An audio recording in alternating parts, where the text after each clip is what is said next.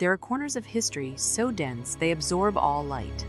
I am your narrator, and this is Vantablack History. Today, we descend into the first recorded collapse of a resource extraction economy. A civilization vanished before Europeans arrived. The official record blames overpopulation.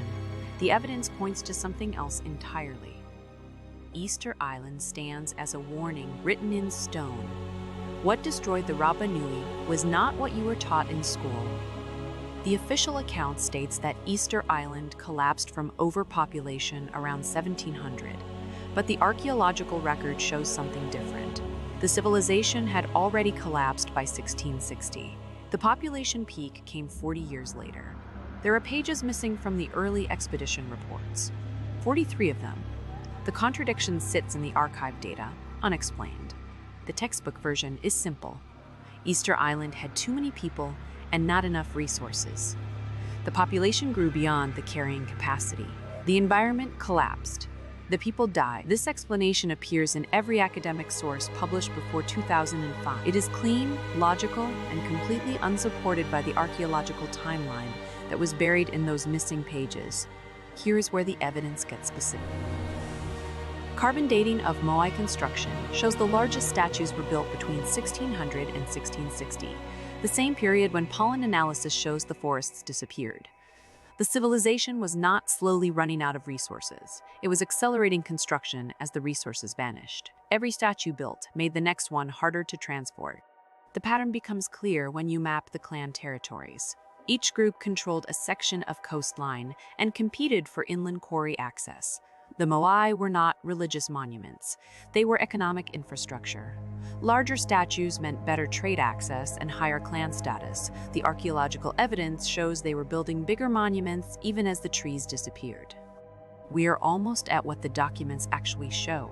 But first, the scale. There are 987 Moai on Easter Island. Archaeological dating reveals that 643 were built during the final 60 years before collapse.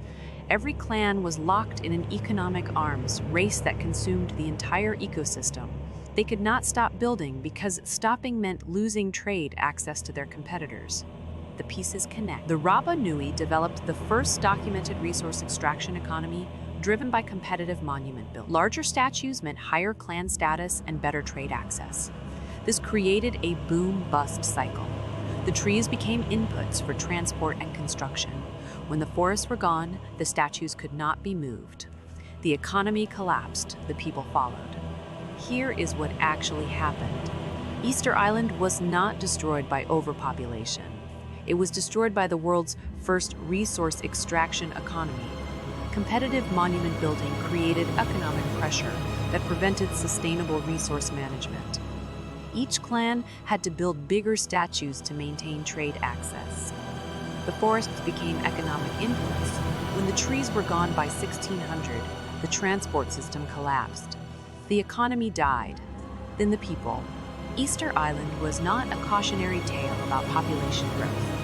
It was a preview of what happens when economic systems prioritize short-term competitive advantage over long-term resource sustainability. The Rapa Nui created the template, competitive extraction, boom-bust cycles. It has been repeated ever since. The Moai were not built by a civilization that grew too large. They were built by a civilization that competed too hard. Easter Island established the template for every resource extraction collapse that followed. The pattern carved in stone still watches the horizon. The Moai still watch the horizon. They are monuments to what happens when growth becomes the only goal. If you dare to keep exploring what others prefer to keep buried, subscribe and activate the bell. In this archive, dossiers never fully close.